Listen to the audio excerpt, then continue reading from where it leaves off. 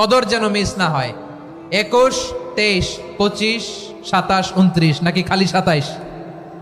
আপনারা কি খালি 27? হ্যাঁ না, ফালতামিসু ফিল আশরিল আওয়াখিরি ফিল মিনাল ভিতরি, রমজানের শেষ দশকের বেজর রাতগুলোকে কদর হিসেবে তালাশ করো।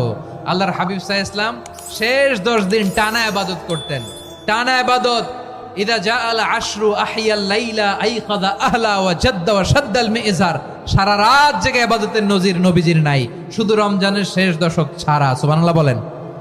নিজেও ঘুমাতেন না, ফাতেমা রাদিয়াল্লাহু তাআলা আনহু, আলী রাদিয়াল্লাহু তাআলা আনহু কাউকে ঘুমাতে দিতেন না, সবাইকে জাগিয়ে তুলতেন। আমরা সারা রাত জেগে ইবাদত করব, রাজি আছেন তো?